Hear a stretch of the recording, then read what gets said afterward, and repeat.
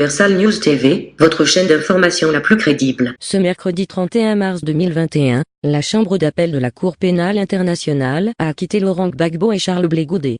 Pour la procureure Fatou Bensouda, qui avait fait appel de l'acquittement des deux hommes en septembre 2019, cette décision est une nouvelle défaite pour elle.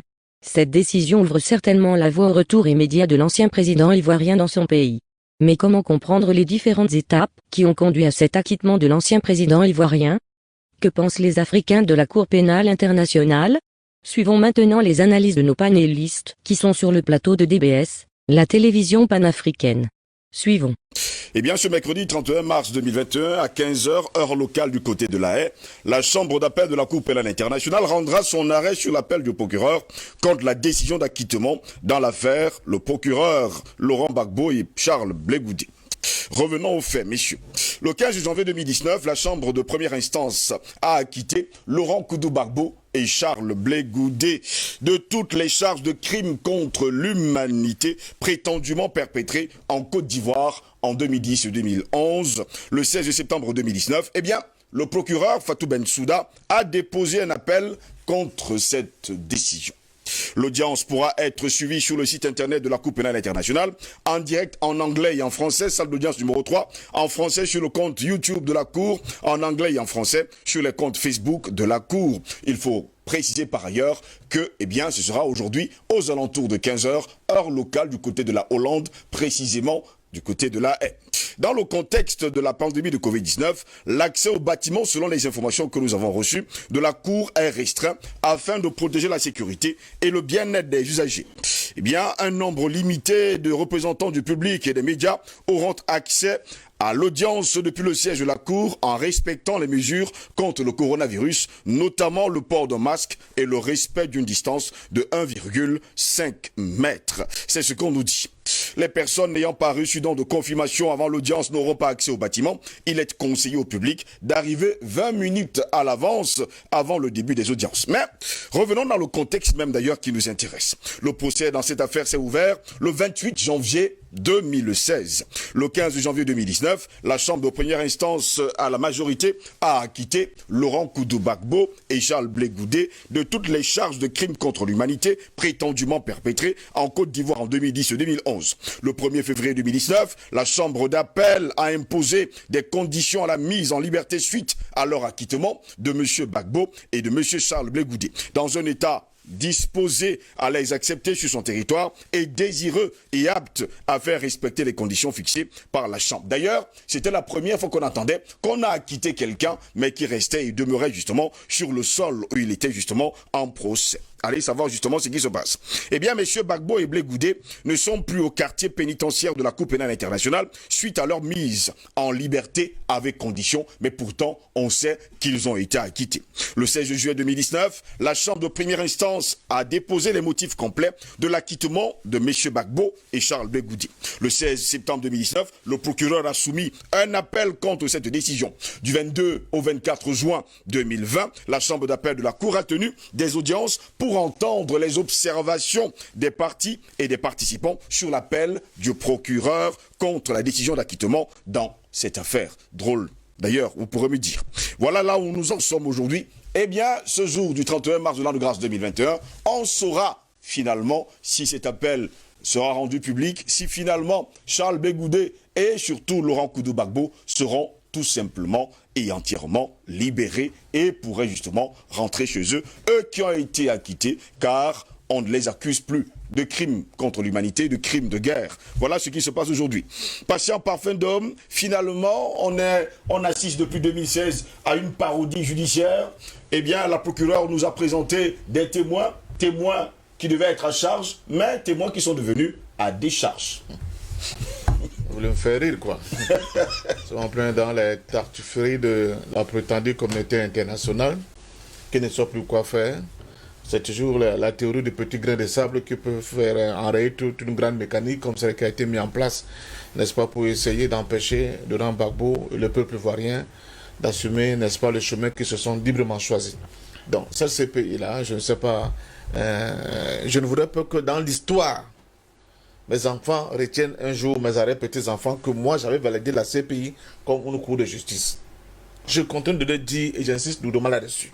la CPI n'est pas une cour de justice. C'est faux, faux, 1000 fois, faux et archi faux. Laurent Gbagbo n'est pas devant un tribunal. Laurent Gbagbo a été arrêté en Afrique et déporté là-bas au niveau de la CPI. Parce qu'il ne faut pas qu'on continue de nous faire prendre des vestiges pour les lanternes.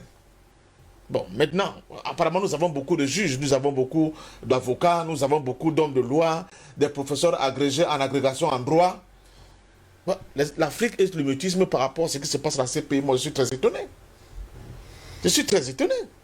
Il y a une crise comme ce qui se passe à l'Est de la République démocratique du Congo. La seule victime qu'on a su nous exposer en premier comme voilà vraiment la victime, la CPI en train de travailler, c'était un certain Thomas Lubanga. Oui. Thomas Lubanga. On prend Thomas Lubanga, on amène la CPI. On ne peut pas prendre l'héritier du roi belge de Paul II pour l'amener à la CPI. Mais c'est le pauvre, lampiste Thomas Lubanga qu'on va arrêter. Oh, il y a eu des crimes à l'Est de la République démocratique du Congo, viol de femmes, voilà le mot qui leur est cher. Et ils ont violé les femmes, des conneries comme ça. Tu vois. Ce n'est pas une manière de dire qu'il n'y a pas eu de crime en Côte d'Ivoire. Oui. Mais tout le monde sait qui a commis les crimes en Côte d'Ivoire, je continue de le dire. Ce qui s'est passé en Côte d'Ivoire s'est passé devant les caméras du monde entier. Devant les caméras du monde entier. On a vu comment Paris a utilisé le Burkina Faso de M. Compaoré, le négociateur interplanétaire, comme base arrière d'une rébellion montée de toutes pièces pour mettre en mal et en difficulté la cohésion nationale et l'intégrité d'un territoire, d'un pays dit indépendant. On a vu pendant la crise post-électorale comment les forces de l'ONU transportaient des brigands, des rebelles, n'est-ce pas, des dozons, pour venir tuer les gens à Douoko et à Naïbli. On a vu comment les snipers français descendaient des hélicos français pour tirer sur des gens. On a vu comment les forces spéciales françaises ont défoncé les murs que Gbagbo avait fini par sceller entre l'ambassade de France et le palais présidentiel. Vous savez que le palais présidentiel ivoirien était toujours un bien meuble français et que l'État ivoirien louait à la France. Oui. Gbagbo est venu, il a trouvé cette affaire coca, il a dit c'est quoi ça? Il a dit mettez-moi un mur là. On dit non président, ce n'est pas comme ça parce que ici, tout le matin, tu dois prendre le tunnel pour aller prendre les instructions là-bas chez monsieur l'ambassadeur afin de voir comment tu vas diriger pour faire ta journée. Il dit mais c'est quoi? Je suis un président, je ne suis pas un président. Il a mis le truc. Donc ils sont passés par là, ils ont atteint son bunker, ils ont brisé son bunker, ils l'ont arrêté et après ils l'ont remis aux rebelles. Tout le monde a vu. Je pense même en partie que la mort d'Ahmed Bakayoko est aussi peut-être aussi provenir de ce qui s'est passé ce jour-là. Oui. Peut-être. On ne sait jamais. L'histoire nous le dira. Donc je continue de dire que Laurent Gbagbo n'est pas... Et voilà. Et quand je parlais des hommes de droit africains. Pourquoi les hommes de droit africains ne s'attaquent pas à la CPI même? Qu'ils portent plainte contre la CPI. Je vous pose la question depuis des mois. Mais moi je ne comprends pas cette affaire-là. Vous avez une dame qu'on dit procureur, mais dont l'époux, un franco-marocain, est en affaire avec M. Ouattara. C'est vous qui êtes le juge. Comment on appelle ça? Comment on appelle ça? Ça dit que vous, votre épouse, sur la scène vous êtes des hommes de droit, est complètement. Et on voyait comment ils étaient actués à toi, la famille Ben Souda, et le couple Ouattara. Comment M. Ben Souda, ce n'est pas avant, mais depuis que Ouattara est là, et que l'affaire a été passée les mains de Campo pour Mme Ben Souda, comment le gars il a démarché au niveau de la Côte d'Ivoire? Et tout le monde fait semblant de ne rien voir. Donc, Gbagbo est là-bas pour empêcher, n'est-ce pas, la machine internationale de continuer de tourner en Côte d'Ivoire. C'est ça. C'est tout. Et il va rester là-bas tant qu'ils n'auront pas toute la garantie de certitude qu'ils continuent de maîtriser complètement le jeu. Donc, moi, je ne serais pas surpris de la décision qui sera prise aujourd'hui, mais elle sera d'autant plus cocasse que ça va pas dans le sens d'un acquittement total et complet. Le juge italien, je crois, Tarfusser, il a été clair. Il a dit, mais on a vu le truc, le dossier était vide. C'est elle-même qui allait choisir, sélectionner les témoins à Abidjan. Il les a amenés devant la cour. Tous les témoins qui devaient être en charge, donc contre Gbagbo, sont devenus les témoins à décharge. C'est quand même surréaliste ce qu'on a vécu avec ce procès. C'est du jamais vu dans l'histoire du monde. Mais on continue de dire, oui, elle a encore fait appel. Appel de quoi? Appel de quoi? Voilà un type, on dit, vous êtes libre, mais vous ne pouvez pas bouger d'ici. Vous ne pouvez pas rentrer chez vous. C'est l'histoire de l'accord et de comment de ça et de la chèvre. Et de la chèvre. C'est-à-dire qu'on dénoue encore légèrement, ton périmètre devient plus grand, et les gens commencent à produire, oh, tu es libre, tu es quelle liberté? Donc, nous sommes là face à une grosse escroquerie, une grosse barbarie du monde, comment dire ça, du capitalisme néolibéral, parce que c'est de ça qu'il s'agit. Le fond du problème économique. C'est ça le fond du problème économique. Il ne faut pas que la Côte d'Ivoire montre de mauvais exemples aux Sud-Africains en disant je peux me libérer des chaînes de cette France-Afrique-là et faire la Côte d'Ivoire un pays prospère. Un pays qui était coupé en deux. Mais Gbagbo est passé les 10 ans dans un pays coupé en deux en payant toujours les fonctionnaires, même ceux qui étaient au nord. Même ceux qui faisaient la guerre contre lui. En fournissant de l'électricité là-bas. Gratuitement. Aujourd'hui, on apprend que M. Ouattara a décidé que les comptes qui ont été scellés depuis 10 ans là, que lui-même l'a scellé, en empêchant les gens de pouvoir se soigner parce qu'ils étaient malades, parce qu'ils n'avaient pas accès à leurs comptes. Il les a reversés dans le trésor public. C'est ça qu'on appelle hold-up maintenant, les gens qui parlent de hold-up. Voilà un véritable hold-up. Nous sommes dans le Far West, n'est-ce pas, qu'on voit dans les films de western là. Voilà. C'est de vrais brigands à la tête d'un État, protégés par la communauté internationale et la justice dite internationale. Donc la CPI pour moi, ce n'est pas du tout un tribunal. C'est un endroit, et dans l'histoire de l'Afrique, c'est pas la première fois qu'on voit un Africain, un Noir déporté. Toussaint Louverture, Samori Touré, ils sont nombreux. Le roi a quoi? Ils sont bien nombreux, les gens qui défendaient leur peuple, mais qui, parce qu'ils étaient têtus comme ça, les a déportés. On va voir comment vous allez continuer d'influencer. Donc pour vous, jusqu'à preuve de compter, c'est une déportation. C'est une déportation et c'est une manigance, une manipulation incroyable, ce qui se passe à la CPI. Maintenant, on va voir comment tout ça va se passer. Parce que, entre-temps, vous avez vu comment au niveau de la Côte d'Ivoire, parce que le nouveau juge qui est arrivé là, quand vous voyez, il y a des signes qui ne trompent pas, tout se tient. Quand vous avez vu que M. Sarkozy est déjà dans des problèmes, directement, vous avez vu que Bolloré était aussi déjà dans les problèmes. Et curieusement, il y a eu un vote au niveau de la CPI où Mme Bensouda, qui était le chouchou de la France, a été écarté au profit de M. Khan. Or, M. Khan connaît un peu bien l'Afrique. C'est lui qui était l'avocat qui a quand même permis d'éventrer le complot contre les dirigeants kenyans, c'est-à-dire Uhuru Kenyatta et Ruto. C'est lui qui leur a dit que mais c'est quoi cette affaire-là? C'est lui qui était leur avocat. Donc on a donc peur, comme le gars a décidé maintenant que bon, comme du côté de Gbagbo on n'a pas vu de preuves, tournons un peu la tête du côté de Ouattara. C'est pour cela qu'aujourd'hui ils ont déclenché le procès à Abidjan contre Amadou Ouroumi pour dire que bon, vous savez que certaines voient un article de la CPI qui dit qu'en fait la CPI ne s'est saisie des problèmes qui n'ont pas pu trouver solution dans leur pays d'origine. Ça dit que si vous avez un brigand et que votre pays n'a pas pu organiser un procès décent contre vous, c'est sûrement que la CPI peut se saisir du problème. Mais si on déclenche maintenant un procès contre Amadou Ouroumi, ce Burkinabé qui était l'un des supplétifs, n'est-ce pas, de la main de brigand de M. Ouattara, heureusement que M. Ouroumi n'a pas fermé sa gueule. Il a dit attention, c'est de ce qu'un nettoyeur, un intéressé de surface. Les vrais criminels, vous savez où sont. Ce n'est pas moi qui ai tué tous ces gens de Djoukoué. Il dit d'abord c'est impossible. Il dit regardez moi, comment je peux faire pour avoir toutes ces armes là? Comment ai-je fait pour monter, avoir toute cette ordre de mercenaires qui étaient au service de ce régime? Donc on veut faire sauter certains verrous, certains fusibles. Peut-être ça peut s'expliquer la mère d'Ahmed Bakayoko. Parce que parmi les témoins certainement qui étaient dans la shortlist de ce nouveau procureur, il y avait le nom de Ahmed Bakayoko, le Guillaume Soro, le Amadou Ouroumi, le Ouattao, etc., etc. Donc on va systématiquement faire exploser tous ces fusils pour qu'on ne puisse pas remonter jusqu'au Big Boss de la mafia. Donc, le Big Boss de la mafia, c'est qui? Non, vous savez que le sol, l'atmosphère, comment dire ça, d'Abidjan, vraiment, ouf, c'est-à-dire qu'on respire la cocaïne là-bas comme c'est pas permis. Donc, qui peut faire une mafia pareille? Hein? Donc, voilà le nœud du problème dans cette histoire. On prend les Africains pour des idiots, on nous prend pour des tintins, on nous prend pour des zozos dans cette affaire de la Cour pénale internationale. N'est-ce pas qu'on nous a dit qu'on va lancer des poursuites contre les soldats israéliens? Où en sommes-nous?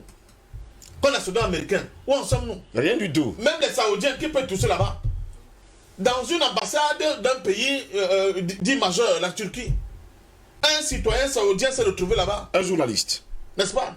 Les agents de renseignement de Mohamed Ben Salman, voici il faut le citer. Oui. Le fils du prince héritier saoudien, sont allés décapiter le gars là-bas. On l'a découpé en petits morceaux, on l'a mis dans les plastiques. Mais c'est horrible. Vous avez entendu un jour que la CP a même tenté d'ouvrir une enquête contre cette affaire-là? Non. Mais c'est en Côte d'Ivoire parce que quelqu'un a dit que je ne vous donne plus mon cacao un jour. Je ne vous donne plus mes pains un jour. On dit, ce n'est pas comme ça. Ici, c'est chez nous. Si tu essaies de mettre ton nez dans notre nourriture, on va te couper la tête. Et on voit donc un tintin comme M. Sarkozy se tirer le nez comme ça, comme quelqu'un qui vient de prendre sa dose de cocaïne, dire en direct à Mondial Vision, devant toutes les télévisions du monde, que je vous donne tel jour, toi et ton épouse, comme si son épouse avait été élue, avant de se raviser. Si vous ne le faites pas, je vais vous dégager de là par la force. Voilà ce qui s'est passé en Côte d'Ivoire. Donc nous sommes là devant une violation flagrante des droits des Africains, des droits des Noirs, des droits de ceux qui veulent sont décidés à défendre leur pays et leur peuple. Et ce pays-là n'est que le bras armé de toute cette grosse machine qui, je l'espère, sera enrayé par un petit grain de sable qui s'appelle Laurent Gbagbo, parce qu'il est là prouvé que par moment, il y a des destins qui ne dépendent pas des hommes. Et justement, il y a des destins qui ne dépendent pas des hommes. Albert Anatola ici, témoins à charge sont devenus les témoins à décharge. Charles Blé Goudé et Laurent Gbagbo ont été acquittés, mais restent quand même sur le sol européen. Pendant ce temps, les vrais coupables sont libres. On parle bien sûr, vous l'avez dit tout à l'heure avec Patient Parfendome, en Mondo Vision, on a vu l'armée française, l'ONU, on a vu Nicolas Sarkozy. Ces personnes sont toujours en liberté pendant que les deux hommes restent et demeurent hors de leur, il faut le dire comme ça, terre natale. Oui, disons que je voudrais faire un peu de fiction. Allez-y, c'est votre don le plus absolu. Oui, je vais faire un peu de fiction ce matin. Imaginons que la Cour pénale internationale soit un tribunal normal, légal, légitime. Et que, justement, nous sommes dans un procès normal qui répond au canon du droit international. Eh bien, vous avez donc d'un côté l'accusation, vous avez de l'autre côté, n'est-ce pas, les témoins, oui. Vous avez de l'autre côté la défense, et en face, vous avez le juge, les juges. Lorsque j'ai donc pris, comme j'ai dit, je pris de la fiction, vous savez donc les éléments de droit, que les différents protagonistes, notamment, d'abord, l'accusation, c'est-à-dire le parquet, qui a fait valoir soit des témoins, soit des documents, ou des vidéos dans le cas d'espèce. Et il se trouve justement que parmi les éléments d'accusation, c'est-à-dire des témoins, certains ne savent même pas pourquoi ils étaient là et de quoi on leur y retournait. Ça, c'est la première catégorie.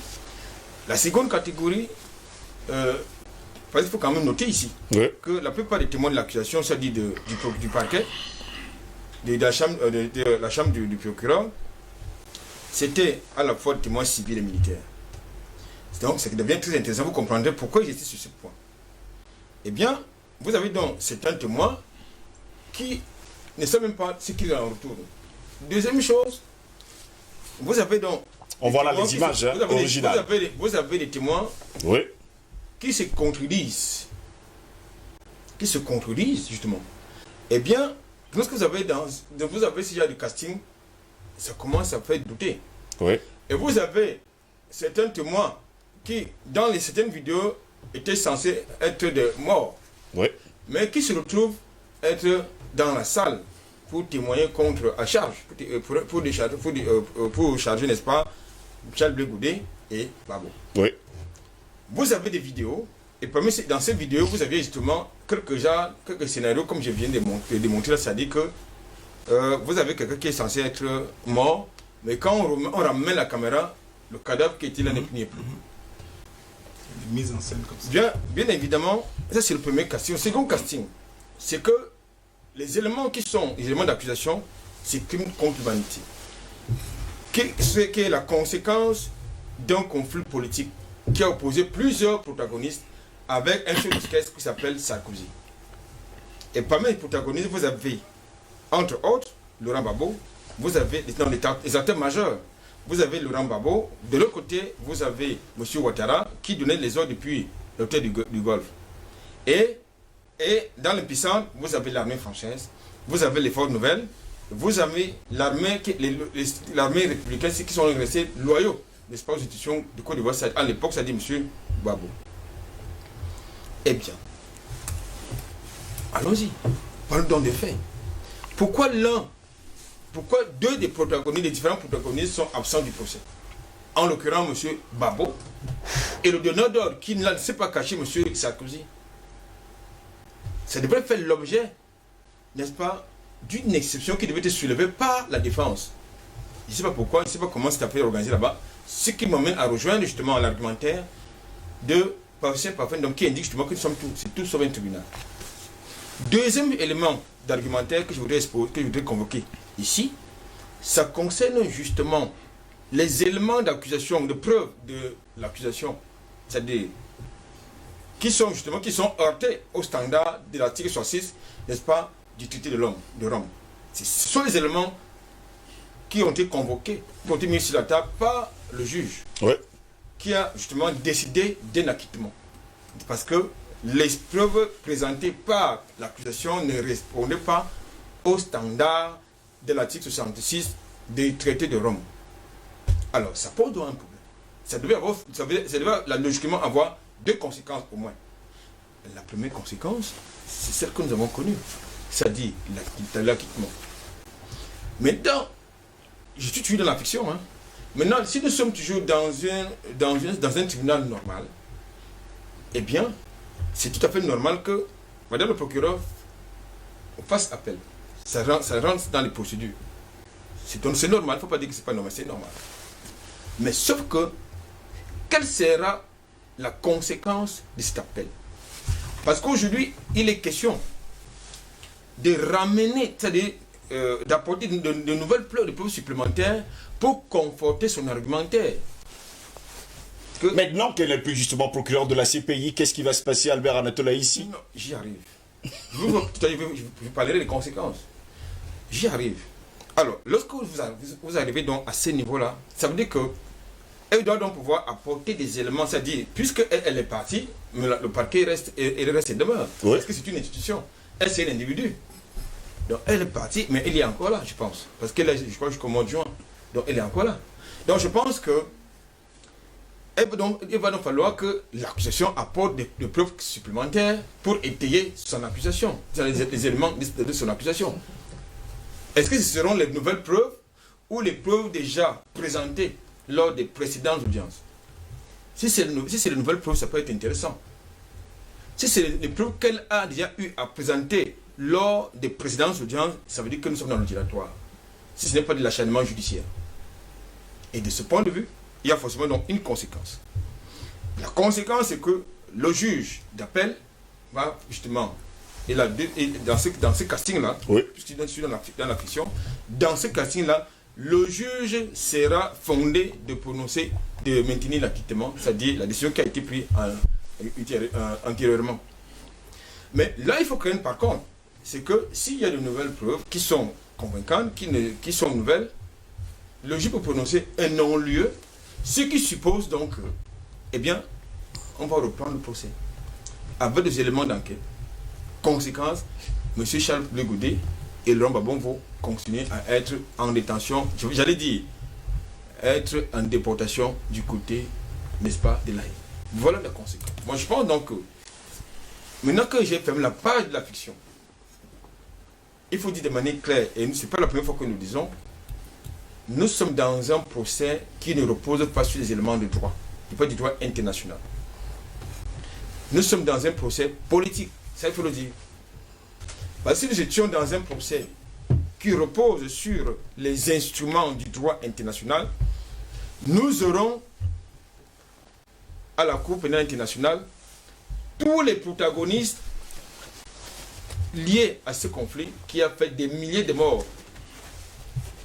Paris, Abidjan, pas de 3 000 morts, mais il y a eu plus de 10 000 morts. Parce qu'il faut quand même se dire une chose. Qui sont ces escadrons de la mort? Qui étaient derrière ces escadrons de la mort? C'est la bonne question. Qui étaient derrière les escadrons de la mort qui ont tué les pro Gbagbo et les pro Charles Blé Goudé? Bien évidemment, c'est M. Ouattara. Qui étaient derrière les forces nouvelles qui ont commis des exactions contre les pro Ouattara, contre les pro Gbagbo et les pro Charles Blé Goudé? C'était Sarkozy et, n'est-ce pas, M. Ouattara.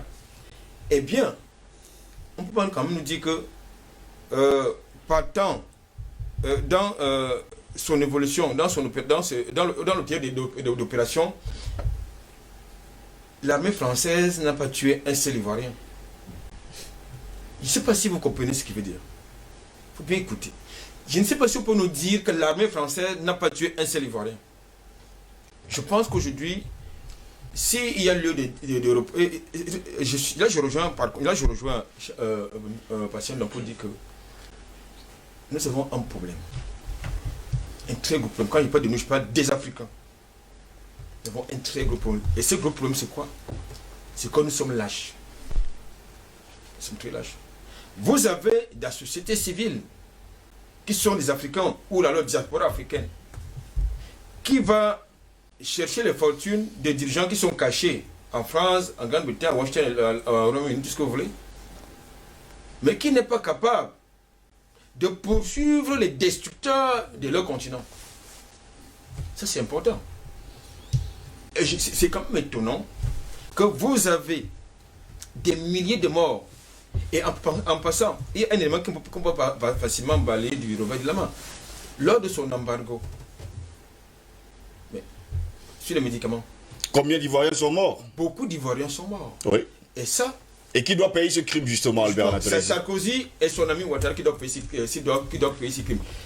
Qui sont les auteurs des assassinats des ministres de M. Gbagbo? Parce que très souvent, lorsque nous parlons des milliers de morts ivoiriens, nous parlons peut-être des anonymes. Mais vous avez des membres du gouvernement de Gbagbo qui ont été de manière spectaculaire assassinés. Assassinés. Donc je pense qu'aujourd'hui, il faut qu'on se comprenne. Il faut qu'on soit sérieux lorsqu'on parle des choses sérieuses. Et je pense qu'un jour, l'histoire... L'histoire... Il ne faut pas oublier l'ONU et M. Choi. J'y arrive. Voilà. Je pense qu'il faut qu'un jour, tous les acteurs, tous les protagonistes... Oui. Tout à l'heure, je vous ai dit que nous ne sommes pas dans un procès qui repose sur les instruments du droit international. Il ne s'agit pas de ça. La CPI, c'est tout ça. Je voulais quand même vous rappeler que la CPI, c'est une excroissance de l'ONU. C'est un instrument de répression juridique contre ceux-là qui veulent penser qu'ils peuvent s'émanciper, n'est-ce pas, de l'ordre mondial qu'ils veulent imposer. Quand vous avez compris cela, vous comprendrez la suite. Il nous faut donc un tribunal sur le continent africain qui gère, qui règle nos problèmes. Je ne voudrais pas dire que s'il y a quelqu'un qui a commis des actions, qu'il soit protégé. Non, il ne doit pas être protégé. Pendant ce temps, Simon D, vous qui êtes un panafricaniste, un Africain pur, dur et surtout dans l'âme, comment comprendre que les actions sont commises sur le sol africain et que les personnes concernées sont jugées justement sur le sol européen? Dans le cas qui nous concerne d'ailleurs, on va dire à nos téléspectateurs que jusqu'à preuve de contraire, la défense de Charles Blé Goudé et de Laurent Gbagbo n'a pas encore présenté un seul de ces témoins. Mon frère Ngoz, à la suite de ce que AAA et mon frère vient de dire là tout de suite au début. On sait que vous êtes choqué par les images, hein, prenez votre temps. Les Occidentaux ont violé leur propre symbole. Ils ont violé. Heureusement, quand on viole, ces genre de trucs, ça ne tombe pas enceinte. Ils auraient fait des jumeaux. Je vous le dis pourquoi. Le symbole de la justice chez eux, c'est la balance. C'est vrai ou c'est faux? Et une femme aveugle? C'est le symbole chez ces voyous, c'est la balance. D'où se trouve la balance à La Haye? Il y a un seul plateau. Sur une balance, il y a un seul plateau. Non, du tout. L'autre plateau est où? On juge quoi? Ils sont sérieux. Vous êtes en train de rentrer dans des débats bidons. Que fait l'Afrique dans ces histoires de ces pays? C'est quoi? Ils font quoi là-bas? Chaque fois, quand on évoque des histoires avec ces gens qui viennent en Afrique nous piller, nous tuer, nous assassiner, et qu'il y a en Afrique des gens qu'on appelait les juristes, qui écument les plateaux comme AAA le disait. Des gens qui disent société civile, qui se taisent, qui ne savent même pas qu'il se passe quelque chose quelque part, contre leur continent, depuis des années, depuis des siècles. On a tué combien d'Africains? 400 ans d'esclavage, 200 ans de colonisation, une pseudo-indépendance. Personne ne dit rien. On va prendre un chef d'État dans son palais. On le déshabille, on le met nu comme j'ai vu là. Les gens se taisent. Ils se taisent. Au nom de quoi? Que quelqu'un m'explique, je voudrais comprendre. On m'a arrêté pendant des années dans la rue ici à Douala. Parce que j'étais dans la rue en train de revendiquer. Ndom le sait. Revendiquer des trucs pour la justice. Aujourd'hui, je vois des gens qui prétendent, qui sont des docteurs en doctorat, des professeurs en professorat, en matière juridique, mais qui sont silencieux, ils sont sous la table. Parce qu'ils se disent que si je parle, on va m'empêcher d'aller en France, on va m'empêcher d'aller aux États-Unis. Sur les images, vous avez là, Ahmed Bakayoko. C'est tout une brousse. honte. Le voilà, c'est une honte. Monsieur Ngos, le soleil n'ignore pas un village parce qu'il est petit. Le soleil n'ignore pas un village parce qu'il est petit. Tel que soit la petitesse d'un village, le soleil brille là-bas. Quand ils ont beau monter, descendre, je suis désolé pour eux. Il fallait faire un arrêt sur cette image. Je suis désolé pour eux. Je suis désolé pour eux. Gbagbo, qu'ils le veuillent ou pas, tel que soient leurs intérêts, même la nature va libérer ce monsieur parce qu'il n'a rien fait. Entre-temps, on est en train de le juger. Son bourreau est où? Que disent les Africains sur Sarkozy, comme disait Triple Endom? Il est ambassadeur en Côte d'Ivoire, hein, et puis si- conseiller spécial. Hein. Que disent ces gens sur tout ce qui se passe? Où se trouve l'Afrique? Les Ivoiriens sont-ils aveugles? Moi, je vous poserai la question, Simon D. C'est justement pour ça que, monsieur Ngos, l'initiative qu'on est en train de prendre là, c'est un jeu d'intérêt.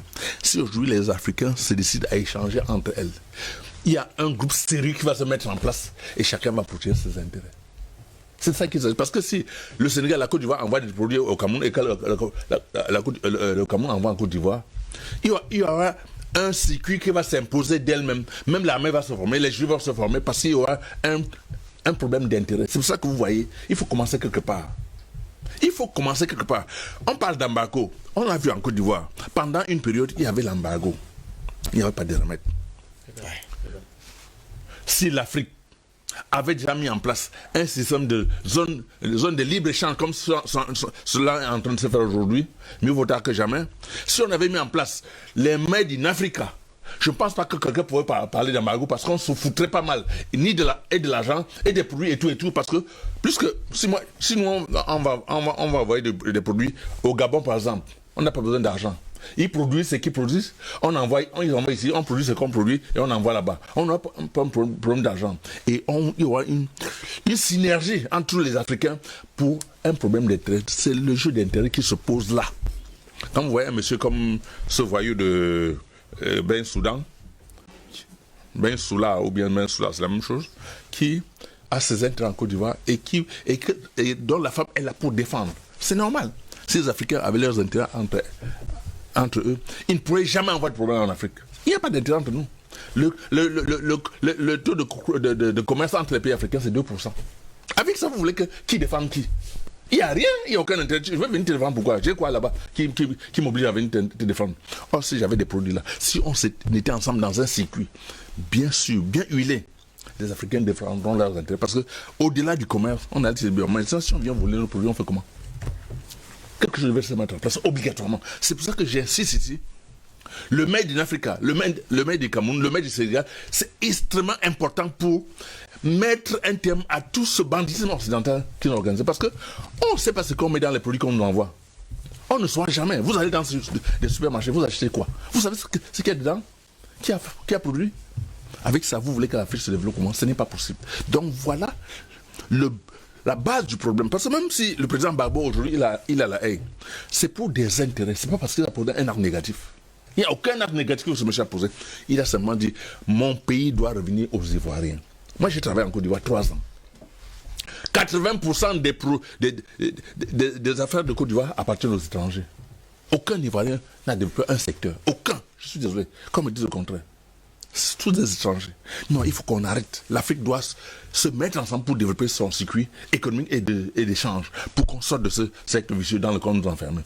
Et il faut qu'on libère le président Gbagbo. Ce soir-là, je suis désolé, je ne suis pas un prophète, mais je dis que ce soir, il n'y aura rien. Il n'y aura rien. On vous comprend parfaitement, Simodé, sur le plateau. On a un air un peu de tristesse. Hein. J'espère que vous allez bien, messieurs. On va regarder ensemble, avant de passer la parole à Paul et là, à ces images justement de l'arrestation de Laurent Gbagbo. On se souviendra toujours de ce soir d'avril 2011 où justement l'armée française, l'ONU est entrée, il faut le dire comme ça, dans un palais pour déloger un président, son épouse et ses enfants. J'espère qu'on peut avoir le son pour mieux comprendre ce qui se passe justement derrière.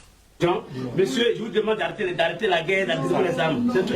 Non, ne passez pas à côté. Je ne passe pas à côté. Nous avons déjà conclu d'arrêter. Avec qui? Les tirs. Avec qui? Nous-mêmes. On répété. C'est pourquoi. J'ai appelé des gens ce matin, vous savez ça? J'ai appelé des gens hier, vous savez ça? Ça fait 4 personnes. Nourou, on a fait quelque chez vous? Nourou, pourquoi vous avez tout dit? Il y a battu quelqu'un là-bas? Pourquoi vous avez battu quelqu'un? Il va parler. Vas-y. Commençons. Les gars, on lui laisse. Monsieur le président Sultan. Voilà. Nous avions arrêté ce matin à l'aurore d'arrêter les combats. Et c'est pourquoi d'ailleurs j'ai permis à Tagro de sortir avec un mouchoir blanc. C'est moi qui lui ai permis. Et il est sorti. Je crois que malheureusement il ne s'est pas bien fait comprendre, mais bon, il n'a rien eu. Et donc ça c'est arrêté, c'est conclu. Donc je souhaite qu'on arrête les armes, qu'on rentre dans la partie civile de la crise et qu'on la conclue rapidement pour que le pays reprenne. Alors conclure, ça veut dire, vous voulez dire quoi par là, on la conclue? C'est fini. C'est fini. Il faut dire c'est ça. Allez-y, tout le monde n'a qu'à arrêter. Oui, voilà. Vous les travaux sont arrêtés. C'est ce qu'on fait dans il y a eu des élections, qui a gagné? Non, tant pis, c'est fini. C'est pas ça que... Non, mais c'est ça le problème, c'est ça qui va dire ça. Oui, mais c'est pas ça qu'on ce que je dis. Non, attendez, il faut... Excuse. Ok. Donc, appelle aux jeunes. J'ai dit de baisser les armes. C'est vous que vous dites. J'ai dit de baisser les armes. Et c'est pourquoi j'ai autorisé... C'est triste, hein, ces images, c'est grave. D'ailleurs, même, je vois sur vos visages des choses extraordinaires. Mais bon, on va pas demander à tout le monde d'être triste, mais ces images datent, il faut le dire également, de 9 ans aujourd'hui. Et ça fait toujours aussi mal de savoir qu'un président a été délogé et par ses propres frères qui lui posent des questions, qui l'acculent et qui font de lui, en fait, une proie pour les Occidentaux. Paul est là, vous avez regardé ces images. On parle également de Fatou Bensouda et sans oublier M. Bensouda. Elle peut être également, elle aussi, attaquée pour conflit d'intérêts dans cette affaire, quand on sait pertinemment que Laurent Gbagbo a été arrêté, déporté du côté de la Cour pénale internationale à La Haye en Hollande et que M. Bensouda faisait des affaires avec Alassane Dramane Ouattara et la France. La CPI, c'est un machin, Steve.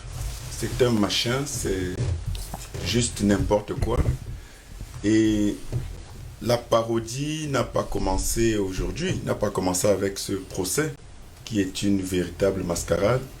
La CPI, c'est un grand théâtre où on fait jouer ses victimes pour protéger les intérêts des oligarques mondialistes dont ils sont à la solde. Et la parodie n'a pas commencé à ce moment-là, cette parodie de justice, ça a commencé depuis longtemps. Déjà au moment de l'élection, pour décrédibiliser et déstabiliser la Côte d'Ivoire et notamment Laurent Gbagbo pour ouvrir un boulevard à leur protégé Ouattara, un certain nombre de choses grotesques, ubuesques ont eu cours en Côte d'Ivoire. Vous vous rappelez, et Triple A l'a rappelé, des choses qui relèvent, même la plus grande des fictions ne pouvait pas imaginer, ne pouvait pas avoir ce niveau d'inspiration machiavélique. On a vu des scènes, soi-disant, qui étaient le reflet des revendications et du refus de Laurent Gbagbo. On a vu des scènes de rue, de prétendues manifestations, de femmes qui auraient été tuées, assassinées dans la rue par l'armée régulière de Laurent Gbagbo, parce que, soi-disant, ces femmes-là réclamaient le départ de Laurent Gbagbo et la fin des souffrances que Laurent Gbagbo leur ferait subir. Mais rappelez-vous, je pense que ça avait fait le tour du monde, qu'à l'époque, justement, il y a, heureusement et malheureusement pour les auteurs de ces manigances, il y a quelqu'un, et c'était un Français, qui avait filmé parallèlement et qui était sur la scène et qu'on pensait être dans le complot ou qui s'est fait passer comme étant dans le complot, mais qui a envoyé la vidéo de la suite de cette mise en scène. Et dans la vidéo qu'il envoie, moi j'avais vu ces informations de parodie et je savais que c'était une parodie pour toute personne qui était un peu, qui avait un esprit assez analytique. J'avais vu cette parodie-là sur les chaînes propagandistes de Sarkozy et de Ouattara, notamment France 24, où on voyait justement des femmes qui prétendument avaient des pancartes contre Gbagbo et qui se seraient fait tirer dessus par l'armée de Laurent Gbagbo. Mais il y a quelqu'un sur la scène, un Français, qui avait filmé la suite et qui a fait circuler cette vidéo-là. Et dans cette vidéo, on voyait bien les morts, les prétendus morts se lever et on entendait une voix qui disait « Ne vous levez pas, ce n'est pas fini ». Mais on a vu ça où dans le monde? On a vu ce type de grossièreté où dans le monde? Et voilà ce sur quoi on se base pour déporter Gbagbo et Charles Blé Goudé et les retrouver devant un machin, un truc qu'on appelle la CPI, à la tête de laquelle CPI, on a bien fait et de façon bien pensée de mettre une négresse de maison qui n'est là que pour servir les intérêts de l'oppresseur. Et moi, je vous avais vu quand vous avez remontré ces images, moi je ne les regardais pas entièrement parce que bon, je les ai vues une fois, mais c'est choquant. Et quand je parle de Fatou Bensouda comme négresse de maison qui ne fait que le travail qui lui est commandité pour nuire davantage aux Africains, je revois ces images que vous avez remontrées et je vois ces nègres de maison, ces autres nègres de maison dans la suite présidentielle de Charles Blé, de Laurent Gbagbo.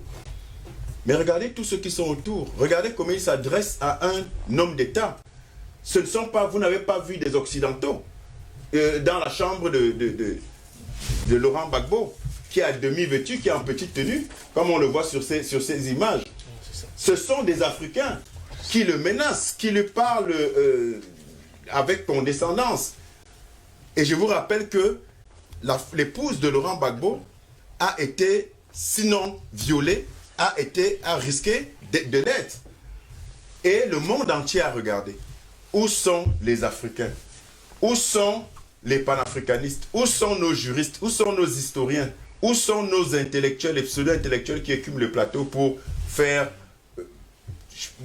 preuve, pour montrer en fait tout l'étalage de leurs connaissances et de leur savoir? Où sont nos hommes de loi?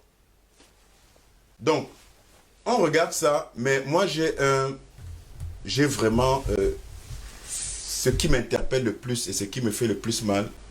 Les Occidentaux sont dans leur rôle de prédateurs depuis toujours. Ils sont dans leur rôle de vecteurs de peur. Ils sont dans leur rôle de mensonges séculaires. Mais la vraie question, c'est nous les Africains. Regardez cette chambre dans laquelle se trouve Gbagbo. Ce ne sont que des Africains qui sont autour de lui. Des Ivoiriens. Des Ivoiriens précisément. Et qui le menacent, qui l'insultent, qui le méprisent. Un chef d'État, vous avez vu ça où? Et on nous parle de ces pays. Simon Parfum demande toujours de très belles images. Son image est magnifique. Quand il parle de la balance, et vous avez rajouté l'image de la justice en France, c'est la balance et c'est la femme aveugle, pour dire que la justice est impartiale. Elle est aveugle, mais elle n'est pas sourde. Mais c'est une bêtise. Mais c'est une bêtise, c'est de l'insulte à nos intelligences. Parce que justement, cette prétendue CPI montre exactement le contraire de cette image-là. Puisqu'on a un Alassane Dramane Ouattara qui a commis des meurtres. Pour qu'il se retrouve, c'est sur le sang des Ivoiriens qu'il a marché. Justement derrière Laurent Gbagbo. Voilà. Et qu'il s'est retrouvé président. Il s'est retrouvé président. Permettez-moi un instant, hein, je veux qu'on prenne le son justement avec Ahmed Bakayoko qui est derrière Laurent Gbagbo et Ouattao qui est en face. Je veux qu'on reprenne justement l'image où on l'habille et on écoute ensemble. Le commandant Ouattao vous a envoyé chez nous. Oui, le commandant. Oui, mais c'est encore, excusez-moi.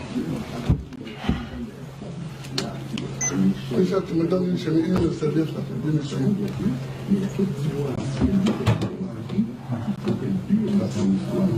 tout cas, on va voir tout de suite ce qui se passe sur le terrain. Bonjour Marc. Alors on a cette information retrouvée par le camp Ouattara, cette information du porte-parole de l'Europe. Il aurait été arrêté par les forces françaises. De votre côté, vous avez une confirmation? Ces images qui font toujours aussi mal, je vais laisser justement Polela continuer dans son argumentaire. On se pose toujours des questions à Polela. Finalement, les Africains sont lâches, parce que depuis on parle, mais on a l'impression justement qu'ils n'entendent pas ou alors ne comprennent absolument rien à la géopolitique mondiale. Il y a des deux. Il y a ceux qui ne comprennent absolument rien et qui restent dans une nébuleuse, qui continuent de penser que c'est pour notre intérêt que l'Occident fait tout ce qu'il fait. Je vous rappelle que j'ai vu une émission, je pense que certains d'entre vous l'ont vu aussi, ça date de 2011 ou 2013, 2011 en tout cas, juste après ces événements-là, sur un plateau de télévision française, où justement il y avait Khalid Béala et d'autres qui justement, pour la plupart, dénonçaient cette mascarade et cette parodie qu'on a vue là tout à l'heure, cette ignominie là. Et vous avez un Africain, un Ivoirien, je retrouverai la vidéo que je vous transférerai peut-être si vous ne la connaissez pas, qui, à la suite de ceux qui déploraient cette situation et qui dénonçaient le fait que ce ne soit que Gbagbo qui soit traîné à la CPI, et pourquoi pas Ouattara et Sarkozy, je vous rappelle qui a bombardé la présidence de la République, alors qu'on nous dit une institution, alors qu'on nous dit que dans les guerres, si tant est qu'on peut considérer que c'était une guerre, la France a justement violé les territoires ivoiriens. Et on nous dit pourtant dans le droit dit international qu'il n'est pas permis, il est inadmissible et considéré comme un crime de guerre de s'attaquer aux civils. Mais M. Sarkozy s'est bien attaqué aux civils. Est-ce qu'il est à la CPI? Est-ce qu'il est traduit pour crime de guerre? Non. Et dans cette vidéo, sur ce plateau télé, comme je disais, à la suite de tous ceux qui s'offusquaient de cette mascarade-là et de cette injustice en mondovision et de cette escroquerie internationale, demandez-moi qui est la seule personne sur le plateau qui s'inscrivait en faux de cette dénonciation de cette mascarade. C'était un Ivoirien. Un Ivoirien, au lendemain de ces événements. Un Ivoirien aussi noir que vous et moi, qui disait... C'est tout à fait normal ce que la France a fait. On avait besoin de la France pour mettre de l'ordre. Voilà son ordre. On sait ce qui se passe en Côte d'Ivoire jusqu'à aujourd'hui. On avait besoin de la France pour faire cela. Et Sarkozy n'a fait que respecter le droit international. Je cite là un Ivoirien qui était sur le plateau ce jour-là. Mais qu'est-ce que vous voulez avec des pseudo-africains de ce type? C'est pour ça que j'ai demandé ici, au début de mon propos, où sont les chrétiens? Où sont les intellectuels? Où sont les panafricains? Vous savez pourquoi je cite ces trois catégories? Mais parce que c'est des catégories justement qui sont supposées défendre des idéaux. Ce sont ces trois catégories, ces trois types de personnes qui sont supposées défendre les libertés, les droits, qui sont supposées faire prévaloir l'amour sur la haine, la justice sur l'injustice, l'impartialité sur la partialité. Où sont-ils? Où sont nos historiens pour réécrire notre propre histoire? Où sont nos hommes de droit pour porter plainte à la CPI, pour dénoncer ce qui se passe? Tout le monde se couche et le monde peut continuer à avancer tranquillement parce qu'il n'y a rien à voir, il faut passer. Donc, mon message et mon interpellation, c'est d'abord nous les Africains. Au-delà des beaux discours, au-delà des grands diplômes, au-delà des belles paroles, de foi, d'abnégation, de courage qu'on entend ici et là dans divers environnements, selon diverses congrégations ou acceptations en termes de valeurs. Où sont ces gens? Et en réalité, ce qui se passe en Côte d'Ivoire, ce qui s'est passé en Côte d'Ivoire et ce qui doit se dénouer, dont on connaîtra la suite d'ici 15 heures, concernant Laurent Gbagbo et Charles Blé Goudé, Parfait Ndom l'a dit, et Simon dit également, c'est une question de souveraineté, point barre. Point barre, souveraineté économique, souveraineté politique, et c'est le seul enjeu, et je l'ai dit hier, le monde est divisé en deux, je viens bien de montrer qu'il y a des noirs qui sont des nègres de maison, et qui en réalité ne font que le jeu de l'Occident. Non, ce n'est pas une histoire de manichéisme, que non, les blancs sont mauvais, les noirs sont bien. En fait, on est dans un monde divisé en deux, je l'ai dit hier. Il y a les capitalistes machiavéliques, outranciers d'un côté, donc les inhumains, et il y a des victimes esclavagisées, oppressées de l'autre. Et en réalité, c'est ça le vrai combat. On s'attaque à un système, pas à des hommes. à un système, mais surtout pas à des hommes. Patient, parfait, donc vous avez regardé ces images, et il faut également le préciser, on attend toujours ce qui va se passer aux alentours de 15h heure de la haie pour connaître justement le sort de Charles Blé Goudé et Laurent Koudou Gbagbo. Sur ces images, vous avez vu Ouattara, Bakayoko, je me souviens pas encore du troisième. Toutes ces trois personnes sont mortes, pourtant ils étaient témoins justement de cet événement d'avril 2011. Je vous ai dit que l'affaire là cache beaucoup de secrets. Cache beaucoup de secrets. Un jour, on saura très bien pourquoi quelqu'un avait décidé de supprimer Ouattara et de supprimer aussi Ahmed Bakayoko. On le saura un jour. Parce que quand vous regardez très bien cette vidéo que j'ai vue plusieurs fois, il y avait un petit militaire, un petit caporal zélé quelque part là qui s'agitait, et c'est Bakayoko qui va lui demander ferme, arrête ça. Arrête ça. Beaucoup tentent à dire que après on avait découvert, le clan Ouattara a découvert que Bakayoko avait beaucoup de sympathie pour Gbagbo. Parce que lui, il est ivoirien, il est de Séguila. Ouais. C'est pas un étranger. Quand on parle comme ça, les gens disent que comment un panafricain peut dire ça? Comment un panafricain peut dire ça? Est-ce que c'est parce que je suis panafricaniste que je vais accepter maintenant que moi je vais au Gabon et je commence à tuer les Gabonais? Parce que je suis panafricain? Et là, à parler de la responsabilité, où sont les panafricains? Nous étions là et là. Nous avons défendu Gbagbo comme on a pu. Malheureusement, ce n'était pas le cas avec tout le monde. Je me souviens, moi, je le dis maintenant, à Mondovision, un débat à Radio Veritas. J'avais en face de moi M. Jean-Michel Nietzsche, qui soutenait Ouattara. Le député Nietzsche, il soutenait Ouattara violemment contre moi. Il y en a beaucoup comme ça. Même en face de moi, il y a eu beaucoup. À la sortie de l'émission, il y a un prêtre malien qui a décidé, qui a dit à Nietzsche, fais attention. Parce que ce qui s'est passé là-bas est loin d'être la vérité. Et vous savez que quelques temps après, le cardinal Toumi va faire une interview où il a posé la question à ses confrères. Il dit que bon, dites-moi un peu, c'est vous qui êtes là-bas, qui a gagné les élections? Et quand ces prélats ivoiriens, sans embâche, on dit que c'est Gbagbo qui avait gagné. Toumi, l'interview existe toujours. Mais au même moment, on avait un président de l'Afrique centrale vénéré. On disait que c'est un grand panafricain parce qu'il a fait un redressement total, des conneries comme ça. Qui a dit que Gbagbo était un criminel qui ne voulait pas respecter les urnes, il fallait le dégager par toutes les forces. C'est M. Ali Bongo. On a vu M. Sassou Nguesso, le nouveau président congolais, recevoir Soro, faire une interview dans Jeune Afrique et dire que bon, écoute, il fallait tourner la page Gbagbo, il faut arrêter avec des conneries comme ça, quelqu'un qui perd une élection et il va s'agripper au pouvoir. Voilà l'Afrique. Non, il faut dire la vérité aux Africains. Ouais, parce que souvent on parle des choses, c'est comme si on était en train de construire les choses qui n'existent pas. Il faut dire la vérité aux Africains. C'est la réalité. Moi, j'ai lu le livre de Mathéo, la confession de Gbagbo. Il est clair, il dit que de tout le monde là, la seule personne qui a passé un coup de fil de soutien, c'était bien. Curieusement quand même. Bon, écoute, vous savez que je suis un opposant au système. On vous comprend. Mais le droit, c'est-à-dire que la rectitude morale m'oblige à dire cette vérité. Oui, ça c'est clair. Sinon, je ne suis plus moi-même. Les gens qui m'ont inculqué, qui m'ont éduqué politiquement, comme le cas de Samuel Makit, dont nous fêtons l'anniversaire de la mort aujourd'hui, si nous sommes le 31 mars. Bien sûr, bien sûr. Le docteur Samuel Makit, Michel Ndor, Moukoko Priso, ils m'ont appris ça. René Filombe, comme parfait. Il faut toujours dire la vérité, même quand elle joue contre tes intérêts, il faut dire la vérité. Clair. Donc, je ne comprends pas ce qui se passe chez les Africains. Je ne comprends pas. Il y a des gens qui se parlent, ils sont heureux d'être dans le cabinet Mignard. C'est ça, des grands juristes, hein.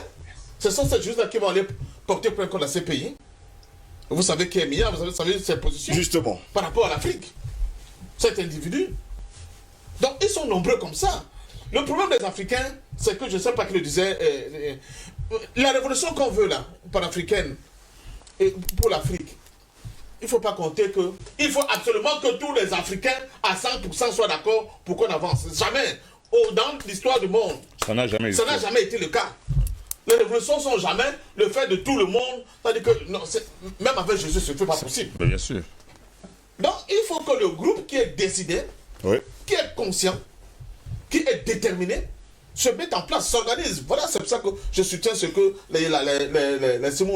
l'Alliance patriotique, tous ceux qui peuvent muscler le jeu, font. Mais maintenant, il faut créer des synergies, il faut qu'on s'organise. N'attendons pas les juristes qui sont à la solde de l'Occident, que c'est eux qui vont faire porter ces plaintes. Porter une plainte, c'est bien. Mais de l'autre côté, c'est sur le plan du terrain, c'est quoi? muscle le jeu pour dire qu'on fait comprendre aux autres que ça se passera plus comme avant.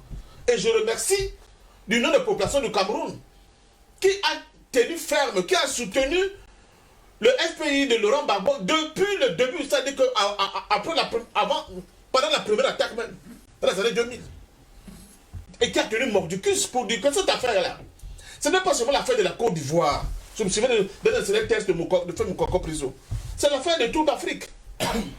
C'est nous qui devons nous reconnaître dans ce combat. Je voudrais préciser à ta suite pour te dire que certains militants de l'UPOS sont formés les militants du Front Populaire Ivoirien en Côte d'Ivoire. Bon. J'ai vécu, j'ai pas appris. Bon. Donc il y a des choses comme ça.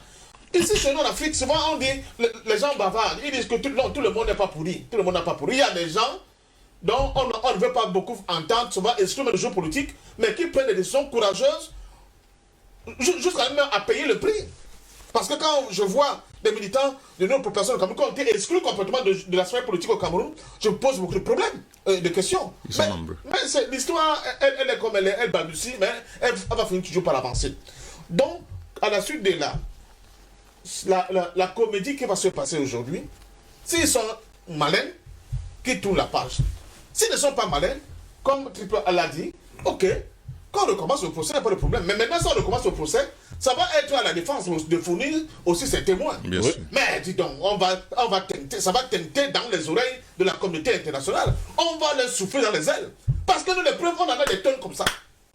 Et là, on commence à vous dire, et soit une partie des preuves. On a des preuves comme ça. La vidéo de Kono Zakaria. Il faut leur montrer cette vidéo. Je l'avais donnée à une chaîne sœur. Où Kono Zakaria parle en Joula au nord. Il dit que les armes que nous voyons là, on a là. L'organisation qu'on a là. La nourriture qu'on a pour nourrir nos troupes. Ce n'est ni moi, ni Guillaume Soro, mais c'est M. Draman Alassane Ouattara. Qu'on appelle Kono Zakaria. La vidéo existe. Ce n'est pas une vue d'esprit. DBS peut montrer cette vidéo-là. Donc voilà, il y a des faits. Les vidéos des soldats français tirant sur des jeunes Ivoiriens en main nue, elles existent. La victoire en main nue, moi j'ai encore le CD. Je faisais les campagnes de la ville de Douala pour faire des débats et en montrant ça aux jeunes, voici ce qui risque de nous arriver. Les chars français tirant sur les jeunes Ivoiriens, ça existe. Les exactions diverses, ça existe. La vidéo, c'était les femmes d'Abobo dont tu parlais là. Elle m'a fait rire à mort, mais plus grave. L'une des femmes qui était prétendument morte à Bobo, là, on a retrouvé la CPI en train de témoigner contre Bambo. Ah oui, devant Mme Bensouda. Elle a résisté. Devant Mme Bensouda. Bon, sans oublier vraiment ceux qui étaient alors, c'était plus que comique. On lui pose une question, il est coincé. On lui repose une autre question du Katana. Je vais d'abord essayer de constituer ma main à Abidjan avant de répondre. Donc c'était cocasse à la limite. Mais c'est ça qu'on appelle la justice. C'est avec ça que vous avez les juges. On ne sait pas comment ils ont été sélectionnés. Qui gagnent des millions, des milliards, j'allais même dire sur le dos de la communauté internationale, et qui vous disent qu'ils rendent justice. Justice de quoi? Et pour qui? Je vous ai dit, dans le cas de la LRA, la Lord Resistance Army, où il y avait comment dire ça? Les soldats américains qui sont dans les forces spéciales, traquant M. Joseph Kony, qui écumait, c'est-à-dire que c'était une rébellion ougandaise, mais qui a fait même basculer sa république de moitié du Congo jusqu'au niveau de la Centrafrique, qui écumait cette région. Les forces spéciales américaines, à la traque de M. Joseph Kony, qui écumait jusqu'au sud du Soudan, ils n'ont jamais pu l'attraper.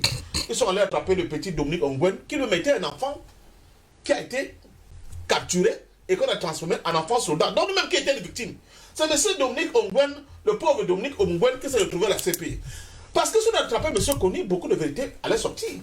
Kony allait dire d'où lui sont venus les armes, qui ont été ses soutiens, etc. etc. Allez non savoir. Jusqu'aujourd'hui, l'affaire de Joseph Kony perd tes profits. Les gens continuent de mourir. La LRA continue de faire des gaffes. Maintenant, il y a même encore notre rébellion musulmane que les ADF, vous êtes au courant. Et maintenant, qui disent une zone où il n'y avait pas d'islam, hein, plus ou moins à l'est de la République démocratique du Congo, il y a une guérilla djihadiste qui est née là-bas. C'est comme le cas de la Mozambique, il faudrait qu'on revienne là avec ce qu'on voit à Pemba. Oui. Depuis qu'on a découvert le gaz et le pétrole, bam! Une rébellion djihadiste est née comme ça, comme par enchantement, et elle est capable aujourd'hui de mettre l'armée nationale en difficulté. Et non savoir. Donc je continue de vous dire que ces histoires-là, que vous voyez là, la CPI, la première personne qui devait la CPI, c'était M. Sarkozy. Bien sûr. C'est un criminel de guerre. Très bien dit. C'est un criminel de guerre. Quand je le dis, les gens me disent, mais Si vous ne dites pas, vous voulez même les Africains, vous voulez qui d'autre le dise à votre place. Monsieur Ocampo, il écrivait des lettres privées à Soro, et comme Soro est malin, il faisait tout pour publier ces lettres dans les réseaux sociaux, tout le monde disait. On sentait que le gars était en affaire. C'est pour ça que le jour où on a tenté de bousculer Soro, Soro a dit que non. Tout ce que nous avons fait en Côte d'Ivoire, nous l'avons fait avec la complicité de la communauté internationale. Donc on est tranquille. Le jour où vous vous appelez là-bas, on va venir avec la communauté internationale, on verra. Donc l'affaire de la Côte d'Ivoire, ce n'est pas une affaire de paix, ce n'est pas une affaire de justice, ce n'est pas une affaire de droit, c'est une affaire de captation des richesses africaines. Et il y a un type là-bas qui a été têtu avec son groupe, on a dit on va vous punir. C'est ça, cette comédie-là. C'est pour ça que pour moi la CPI est tout sauf une cour, une institution, qui juge les gens. Sauf un tribunal. Voilà. Pendant ce temps, Albert Nathalie Haïtien, on ne va pas également oublier qu'au cours des 10 dernières années qui viennent de passer, Laurent Gbagbo les a passés justement à la Cour pénale internationale. On lui a proposé plein de belles choses. On lui a demandé de signer de belles choses également. Il a dit niet, il a dit neni. Mais pendant ce temps également, du côté de la Côte d'Ivoire, son fils Michel Gbagbo est devenu maire de Yopougon. Est-ce là également un autre cas pour le caresser dans le sens du poil? La première chose qu'il faut déjà dire, oui, c'est que ce qui s'est passé en Côte d'Ivoire, ou qui se passe ailleurs sur le continent africain, ça doit être enseigné à notre jeunesse, à nos enfants. C'est important, ce que je dis là. C'est très très important. Parce que nous parlons du réarmement culturel, eh bien, ça fait partie des éléments du réarmement culturel. Et cette histoire, elle doit être écrite par les Africains. Maintenant, quand je dis cela, vous savez, lorsque vous regardez ces images, tout à l'heure, Paul a disait que c'est choquant. Mais chez moi, c'est révoltant. C'est absolument très, très révoltant. Et vous avez des individus, des fêlés et des pélés qui vous disent qu'il y a un sentiment anti-français, qui ne se justifie pas selon eux. Mais ça, justement, ça participe du sentiment anti-français. Parce qu'on n'a pas besoin, lorsque vous regardez ces images, on n'a pas besoin d'un cours de géopolitique pour comprendre que la France, c'est l'ennemi. Même pas un adversaire, il y en a qui parlent d'adversaire, c'est l'ennemi. Les locodermes, enfin, c'est une catégorie de locodermes, ce sont nos ennemis, il ne faut pas l'oublier. Ne peut pas l'oublier. Je dis c'est révoltant. Maintenant, pour revenir sur l'aspect politique, puisque la question que vous me posez est éminemment politique, oui. Je pense que, je pense sur le contrôle de patient Pafendom. Vous savez, la scène politique n'est pas figée. L'entreprise politique n'est pas figée. Il faut souvent contextualiser chaque situation politique. Je dis bien, je passe sur son contrôle. Ce qui s'est passé en 2011, en Côte d'Ivoire, avec tout ce que Sarkozy a voulu amener sur le continent africain, je peux vous dire que c'est la Côte d'Ivoire qui a permis au Cameroun de ce type d'affaires. Et de ce point de vue, j'ai constaté que les Africains, j'allais dire les Camerounais, ils sont ce qu'on pense qu'ils peuvent être, mais ils savent ce qu'ils sont. Parce qu'au Cameroun, il faut le dire, nous étions infiltrés par les services secrets français avec des mercenaires. Ça, il faut également le dire. Beaucoup de Camerounais ne le savent pas. On était infiltrés en 2011 parce que Sarkozy avait un projet de dégager Paul Biya. C'est pour ça que quand certains animateurs de l'espace politique écument le plateau ou bien polluent l'espace public, il faut faire très attention. Dans sa shortlist, c'était clair. Il y avait 4 noms. Il y avait Kadhafi, Gbagbo, Biya et Obiang Nguema. Et pendant ce temps, Michel Gbagbo est quand même député de Yopougon. Hein. C'est tout à fait normal. Je pense que je suis en train d'y arriver. Il faut bien qu'on se comprenne. Non, je suis en train d'y arriver. Oui. Que, en même temps, on peut le comprendre qu'il faut bien que la machine, il a été élu par son parti. Oui. Naturellement. Donc, j'ai tout en train de dire que l'entreprise Gbagbo rien, c'est le système en fait de ce côté-là. L'entreprise politique est dynamique. Il faut contextualiser chaque situation. Parce que la situation de 2011 n'est pas la même qu'en 2021 en Côte d'Ivoire. Même s'il y a des masterclass, c'est pour le plaisir. Mais je pense qu'à un moment donné, et c'était tout à fait logique, parce qu'en temps, les liens ont quand même bougé du côté de la CPI. Ce qui a permis également au Front populaire ivoirien de changer un peu sa posture. Parce que c'était ça. et c'est à mon sens, dans une formation politique sérieuse, il y a un objectif fixé lorsqu'il y a de la discipline. Et l'objectif fixé, c'est d'abord la libération de Gbagbo. Avant de cohabiter avec qui que ce soit au niveau dans le jeu politique. C'est comme ça. Donc, le fait que le fils de Gbagbo devienne député à Yopougon, qui a encore le fief du Front populaire ivoirien, ça il faut le dire. Donc, ça veut dire que les lignes ont bougé d'une certaine manière et il fallait quand même essayer d'aller au niveau d'occuper l'espace politique, parce que c'est important. Quand j'ai dit cela, ça ne doit pas absoudre la problématique fondamentale. Ça dit que l'objectif doit rester la libération de Gbagbo. L'objectif doit être la libération des autres détenus politiques, parce qu'il y en a en Côte d'Ivoire. Il y a également beaucoup qui sont en exil. L'objectif, c'est également un devoir de mémoire. Et c'est la condition qui a été posée par M. Bédier, parce que le nouveau Premier ministre Patrick Hachi allait le voir pour que les membres du PDC rentrent dans le gouvernement. Il a posé comme condition qu'on libère tous les prisonniers politiques. Vous ne vous imaginez pas que les gens sont en prison depuis la crise post-électorale ivoirienne 2011. Jusqu'aujourd'hui. Et en exil aussi. Et en exil. Non, en exil, peut-être qu'il c'est la coule un peu douce. Ils se la coulent pas douce parce que on a détruit quand même leur richesse, Albert Anatola ici. Nous avons plusieurs Ivoiriens qui sont en exil au Ghana, qui nous disent tout simplement qu'on a volé leur maison, on a volé leur plantation. Il ne faut pas également oublier ça. Là-dedans, justement, ça rejoint dans mon troisième argumentaire. C'est-à-dire qu'il y a un devoir de mémoire. Parce que lorsqu'on parle du projet de réconciliation nationale en Côte d'Ivoire, on doit prendre en compte tous ces éléments historiques. C'est important, ça ne doit pas passer en perte et profit. Et j'ai pu vous dire, il est urgent que la jeunesse africaine se mobilise contre justement les destructeurs. C'est important, exogènes comme endogènes. Il est absolument inacceptable que quelqu'un qui a un parcours très coloré que M. Sarkozy, avec l'onction des Ivoiriens, en tout cas d'une catégorie d'Ivoiriens, arrive en Côte d'Ivoire avec les chars et les hélicoptères français, se met à tuer les Ivoiriens impunément, se met à détruire les institutions ivoiriennes. Et que ça reste, tout le monde est là. L'Union africaine, c'est là. Et je me rappelle qu'à l'époque, je crois que c'était monsieur, comment on appelait, Jean Ping, qui a assuré la présidente de la commission de l'Union africaine. Alors, voilà donc également les gens qui doivent être convoqués par l'histoire. Vous avez l'Afrique du Sud, parce que l'Afrique du Sud fait partie des gens qui ont accepté cette affaire-là. Ça, il faut le dire. Donc, je pense qu'il faut qu'on se dise des choses. Nous avons, je l'ai dit tantôt, nous avons un problème des Africains. Notre problème, je ne suis pas d'accord avec là quand il dit que c'est l'ignorance. Non, ce n'est pas l'ignorance. Ils connaissent très bien. Parce que vous connaissez, lorsque vous avez quelqu'un qui vient, un ennemi qui vient là pour vous détruire, vous devez absolument l'identifier qui n'est pas là pour votre bien. Il y en a qui ont fait des choix, comme tu as l'habitude de le dire. Il y en a qui ont fait des choix, le choix de la lâcheté, le choix de la traîtrise, c'est de ça qu'il s'agit. Et il y en a qui ne sont pas prêts, n'est-ce pas, mais ce qui est important, je crois que c'est ce que nous faisons sur ce plan chaque matin, parce qu'on se réveille très tôt pour venir ici, c'est pas pour perdre du temps. Il faut donc que la jeunesse africaine s'approprie l'histoire, son histoire. Simon D, pour l'instant, jusqu'à preuve de compte, on va attendre 15h, heure locale du côté de La Haye. Pour beaucoup d'Africains aujourd'hui, la Cour pénale internationale a voulu pousser Gbagbo à vendre la Côte d'Ivoire, comme Nelson Mandela a vendu, selon eux en tout cas, l'Afrique du Sud.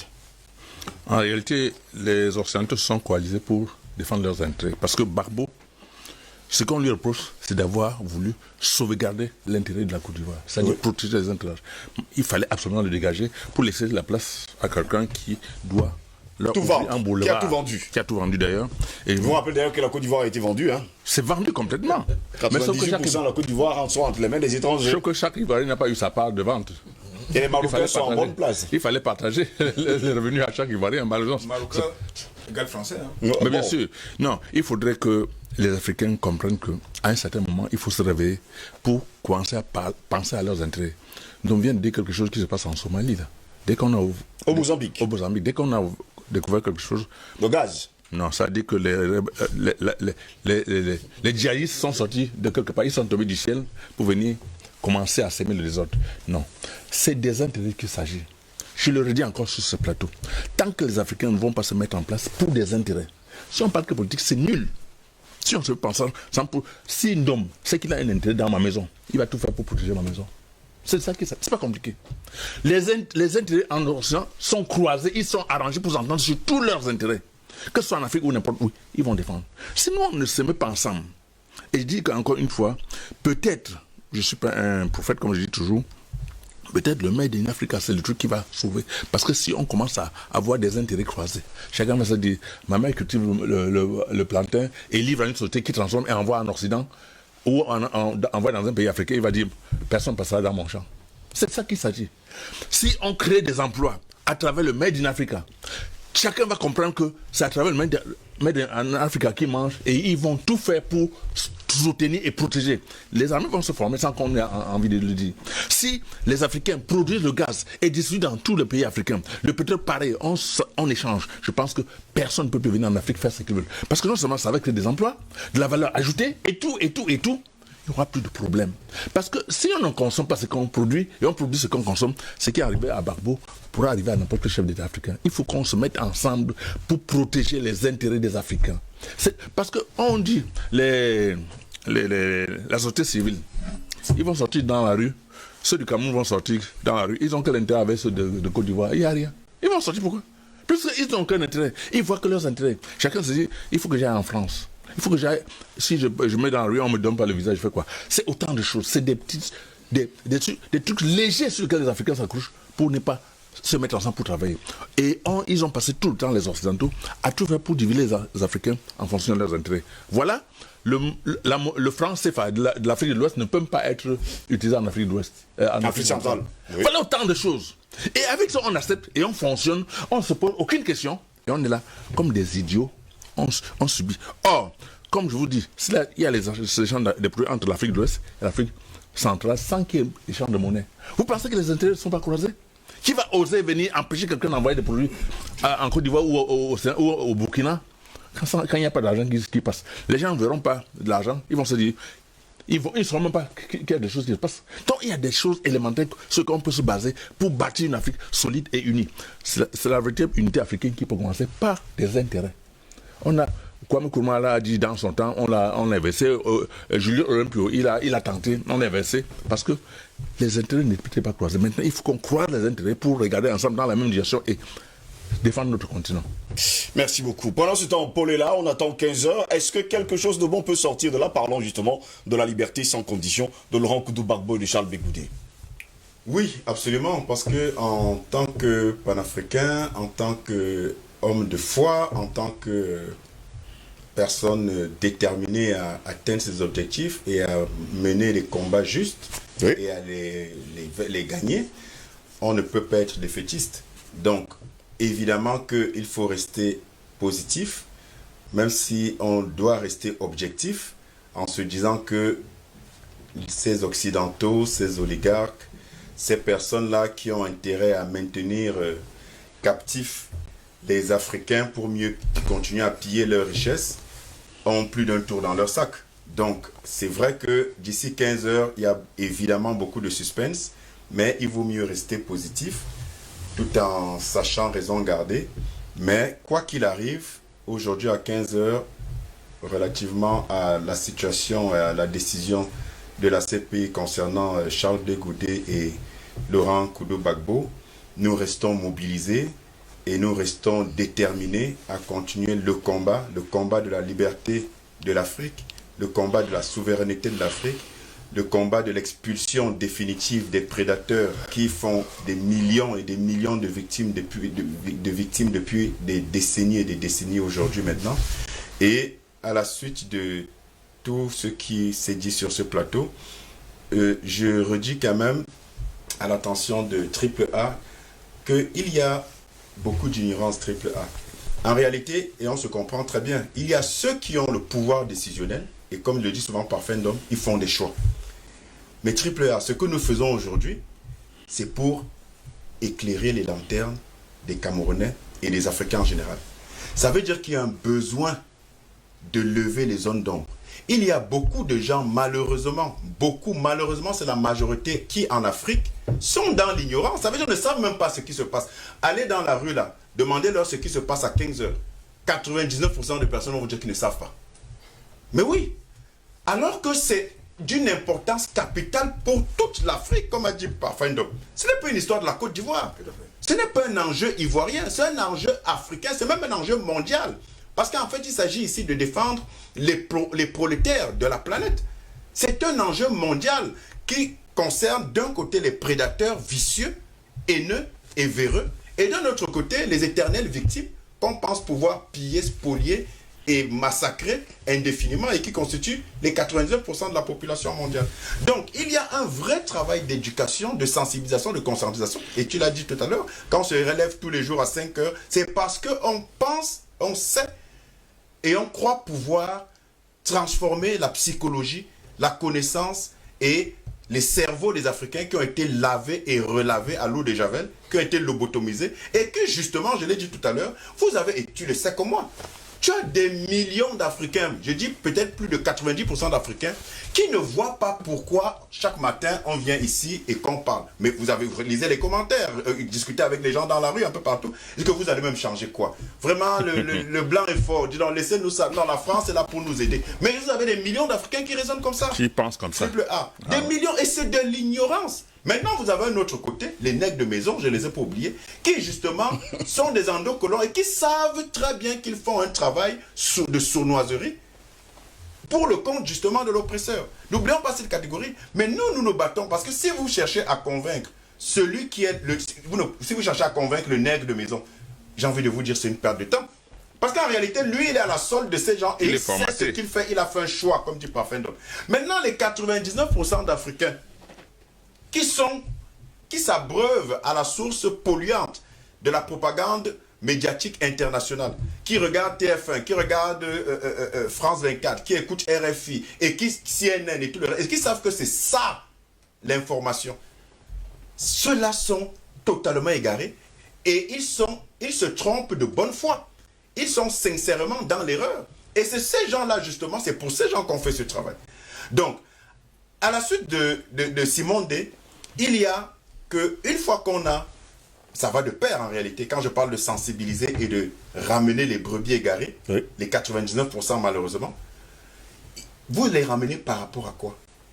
Vous les ramenez en leur rappelant, en leur montrant où sont leurs intérêts. Et c'est là où je rejoins Simon Parfendon, Simon D, pardon. Où sont les intérêts des Africains? Parce que quand un Africain vous dit non, la France est là pour nous aider, je trouve que vous êtes des complotistes, je trouve que vous exagérez, vous tirez trop sur la France, vous aussi. Mais c'est parce qu'il n'a rien compris aux enjeux géopolitiques. Or, pour que vous compreniez quelque chose aux enjeux géopolitiques, il faut que vous sachiez où sont vos intérêts. Et quand vous sachez où est votre intérêt, évidemment que vous serez prêt à vous battre jusqu'à la dernière énergie, jusqu'à la dernière goutte de sang. Et les intérêts, c'est où? C'est quoi? Mais c'est justement que nous n'ayons rien à envier à l'Occident, que nous ayons tout sur place, et ça passe par l'autonomisation des peuples. Et l'autonomisation des peuples, c'est la souveraineté. La souveraineté, elle est économique d'abord. Merci. Merci monsieur, permettez-moi de lire des messages de nos téléspectateurs et puis on va se séparer. Bonjour DBS TV, votre sujet d'aujourd'hui est très important. Consommer africain, c'est une très bonne proposition et nous sommes partants. Je suis au Niger et nous sommes en train de sensibiliser les gens. Merci également à vous qui nous équipez depuis le Niger et qui sensibilisez nos frères nigériens à la consommation locale. Bonjour chers frères Ngos, je suis curieux de savoir comment les panafricanistes veulent libérer l'Afrique en allant prier Jésus tous les dimanches et Mohamed les vendredis. Vraiment c'est une distraction, seul le Kémite peut finalement libérer le continent. Les panafricanistes retardent le combat, si c'est ce que vous dites d'ailleurs, hein. Bonjour à vous Steve et à votre panel d'IBS la matinale, bien que ce n'est pas le sujet, je me permets juste de vous informer ce qui se passe à Niamey au Niger. Depuis 3 h du matin, des tirs à l'arme lourde ont commencé à la présidence, à l'aéroport et dans le centre-ville de Niamey. Certains parlent même déjà d'un coup d'État, bien que ce n'est pas confirmé. Mais ce qui est sûr, la situation est confuse. Je ne dis pas que c'est une bonne chose, mais nous espérons juste que les militaires ont pris conscience pour ne pas accepter que la France nous impose une fois de plus un nègre de maison à la solde comme Bazoum Mohamed, qui au passage est un véritable francophile. C'est Bachir qui nous écrit depuis Niamey au Niger. Cette information, Bachir, nous allons la prendre avec beaucoup, il faut le dire, d'importance et nous allons justement vous faire signe dans un instant. Bonjour le plateau, mes frères, tant que l'ennemi de la Côte d'Ivoire est aux affaires, Monsieur Gbagbo n'aura jamais la paix. C'est Amoussou Tchibara depuis Tchamba, au Togo, ce matin. Bonjour au panel, la vraie définition de ces pays est la cour pour punir les indigènes. Si vous comprenez, ça vous avez tout compris. C'est Mylène Lequieux qui nous écrit depuis Dakar, ici même à Douala. Bonjour Monsieur Ngo, Simo et Lando, mes triple A, veuillez renouveler mes amitiés et mes souhaits de prendre rétablissement à mon cher président Badakani. À propos où sont passés Bertrand Tatinda et Patrick Sapak, j'espère seulement que Babylone ne les a pas engloutis. Max 21 depuis Yaoundé. Ne vous inquiétez surtout pas, ils vont très bien. Président Badakani va très bien. Tatinda également est en repos ces derniers jours. Vous le reverrez dans les jours à venir. Bonjour DBS Matin, bonjour à toi Steve et aux panélistes. À partir du moment où la Cour pénale internationale est un instrument au service de l'impérialisme, elle ne peut agir que contre les Africains intègres. Mais la question que l'on devrait se poser, à mon avis, c'est que disent au fond les organisations africaines? Rien. Leur complicité avec l'Occident enfreint toutes les formes de résistance et de défense pour la libération de notre continent. Les peuples doivent se lever massivement pour une révolution. Continuons avec la conscientisation et l'éveil. Nous y arriverons. C'est Stéphane Sullivan Onana qui nous écrit ce matin et qui est en séjour au Cameroun. À lui, nous passons d'ailleurs le bonjour ce matin. Bonjour Monsieur Ngossi, à tous vos panélistes. Je suis vraiment nul en droit, mais je pense que je vais m'y mettre. Car je me demande sérieusement quel est l'article qui autorise juridiquement la France d'intervenir par la force dans nos pays. Il n'y a aucun article, ne vous inquiétez surtout pas. Au nom de quelle jurisprudence ont-ils le droit de venir humilier un président chez lui et devant son peuple? Bref, je rejoins mon père Simo quand il dit que la plupart de nos intellectuels, là, ne servent à rien. La preuve, hier, j'ai encore suivi l'interview d'un brillant géostratège camerounais qui a fait un excellent retour dans notre histoire, mais qui nous dit à la fin que nos solutions endogènes ne servent à rien et qu'il faut se vacciner contre le Covid. Je sais que mon grand frère Ndom sait de qui je parle. C'est triste. C'est Moto qui nous écrit depuis la Suisse. Je vous vois sourire, monsieur, donc vous êtes au courant de l'information. Voilà les intellectuels, en fait. Ce sont les intellectuels.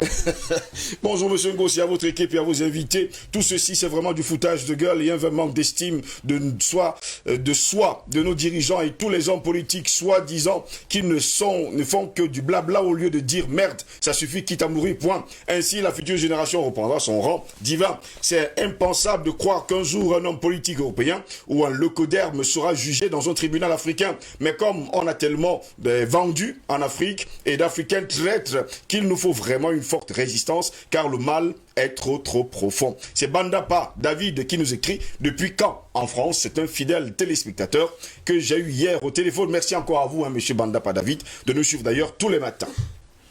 Bonjour DBS, la Cour pénale internationale est tout sauf une cour de justice. Les Européens même le savent. Je suis entièrement d'avis avec le père Simo et le docteur Mbelek. Il nous faut faire la guerre comme pour nous libérer. Depuis quand la douceur du lapin empêche le loup de le manger? Si nous comptons comme des loups, comment ils vont nous respecter? C'est quelqu'un qui nous a qu'avec le 223, il n'a pas laissé son nom, je ne sais pas le 223, de quel pays il s'agit. Bonjour à vous, monsieur le modérateur, toujours scotché devant mon écran. Quelle humiliation pour la Côte d'Ivoire. Cette personne n'a pas laissé son nom, mais je pense que c'est une dame, elle s'appelle Solange Pout, depuis Douala. Merci à vous, Solange Pout, depuis Douala. Bonjour DBS, vous savez, nous devrions commencer à sensibiliser nos frères, corps habillés en Afrique, car c'est sur eux que ces satanistes se basent pour nous diviser. Ce militaire qui disait dans la vidéo, dit qu'il a prêté serment. Moi, je lui pose comme question qu'il a prêté ce serment sur quoi? Le mensonge ou la vérité? Ça fait très mal de voir ces images. C'est Kocha qui nous écrit depuis Lomé au Togo ce matin. Maman Messi nous a également écrit: bonjour le panel, je voudrais savoir si la nation camerounaise est aussi affiliée dans ce machin de la Cour pénale internationale. Non, le Cameroun n'est pas affilié à la Cour pénale internationale. Et je chercherai à voir le nom du militaire qui grondait son président à l'heure là. Monsieur Gbagbo était encore chef de l'État, à ce que je sache. Oui, ce militaire mérite justement la prison, mais on ne sait pas s'il est toujours en vie. Allez savoir justement. On dit c'est déplorable, c'est choquant. Guillaume Soro a la chance d'aller demander pardon, sinon il allait suivre Bakayoko.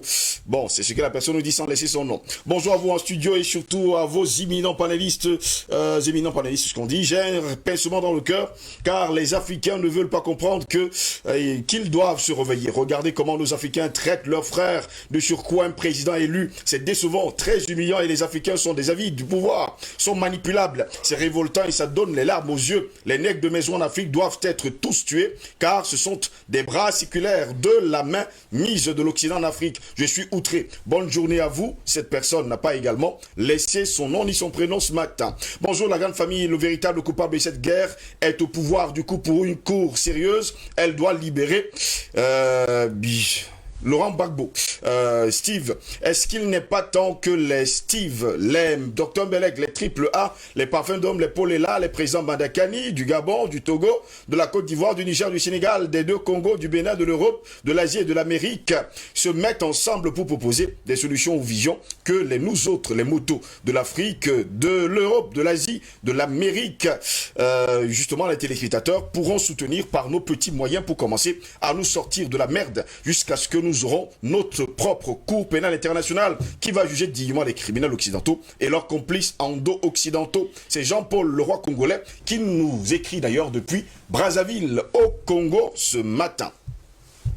Kwame nous a également écrit: bonjour Dibier, cher Steve Ngos et toutes les personnes présentes sur le plateau et sur internet, merci beaucoup pour ce thème. N'oublions pas que des Ivoiriens présentés comme tels ne le sont pas. À cette époque que les envahisseurs ne sont que des envahisseurs. Kudo et Blé Goudé, s'ils ne sortent pas aujourd'hui, la Cour pénale aggravera son cas. Il ne s'en sortira pas impuni. Beaucoup de courage à vous. C'est Kwame qui nous a écrit ce matin. Kwame qui nous écrit depuis la Nouvelle-Calédonie. C'est un téléspectateur très fidèle, et même sur Internet d'ailleurs.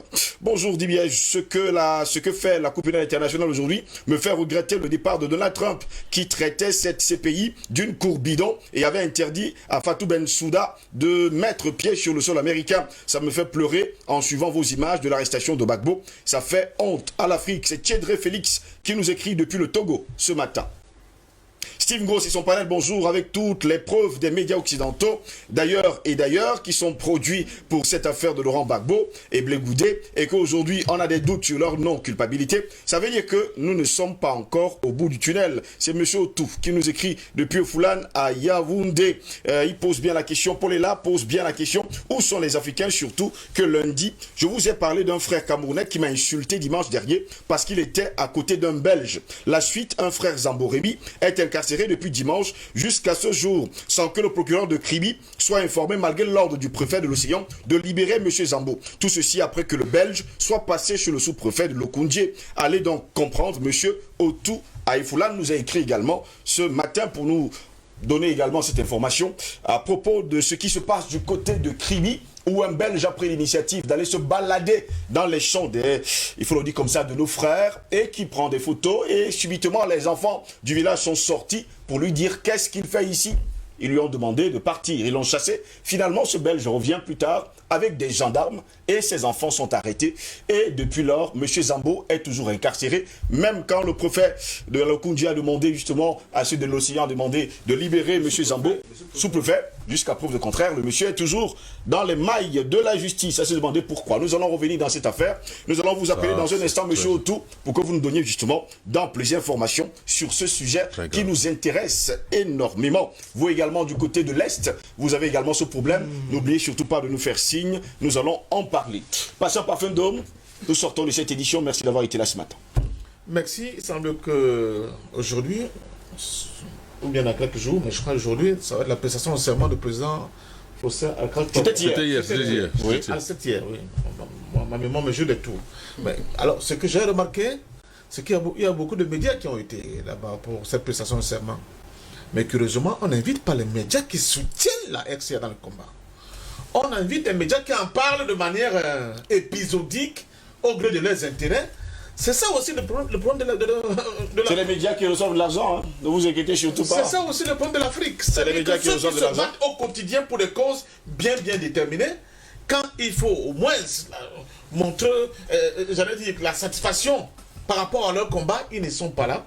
Mais ceux qui en parlent que de manière, j'allais dire, épisodique. J'espère seulement que l'ambassade de la République centrafricaine nous écoute ce matin. Mais il m'écoute, c'est pour nous dire, écoutez, c'est pas comme ça qu'on va gagner. C'est pas comme ça qu'on peut gagner un combat, c'est doucher un peu la détermination et l'enthousiasme de ceux qui font un certain type de travail au quotidien. C'est comme si vous travaillez à la Sonnelle et puis vous allez récolter votre salaire au brasserie du Cameroun. C'est quand même quelque chose d'inacceptable.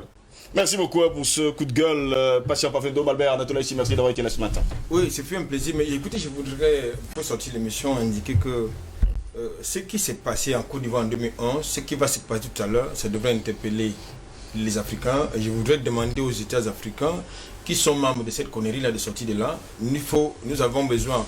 L'Europe, les Occidentaux n'ont pas d'intérêt sur le continent africain parce que la réciprocité, ça n'existe pas. l'Afrique n'a pas d'intérêt chez eux. Donc il faut qu'on ferme évidemment nos frontières. Je pense qu'on verra qui aura besoin de qui. Qui aura besoin de qui? Simon D, merci d'avoir été là ce matin. Oui, l'homme est en train de dire que la Centrafrique n'invite pas les vraies chaînes de télévision. C'est vrai.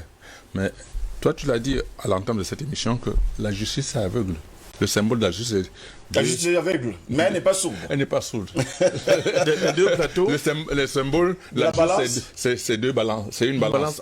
Alors, vous pensez que si on applique des bêtises à l'extérieur, c'est les Africains qui vont l'appliquer? Finalement, on ne sait pas si c'est un coup d'épée dans l'eau. Hein. Non, ça va aller, ça va aller. Mais bon, on continue le travail. Non, je pense que les gens vont se le saisir, mais il faut de temps en temps pousser ces coups de gueule-là. Il faut que les gens vraiment reviennent à des positions normales. Sinon, on peut bien se poser la question pourquoi on se bat. Paul est là, merci d'avoir été là ce matin. Oui. Alors, merci en 30 secondes, juste pour faire le relais de ce que Mohamed Ndoma Diéké est extrêmement important, c'est qu'en réalité, si on ne commence pas par se faire confiance à nous-mêmes et surtout à rendre aux Africains ce qui leur est dû, et notamment pour cette situation en Centrafrique, comme dans d'autres pays, et précisément en Centrafrique, on sait très bien qui a pris les risques. On sait très bien qui s'est mouillé. Nous sommes regardés à travers le monde, ici ou ailleurs.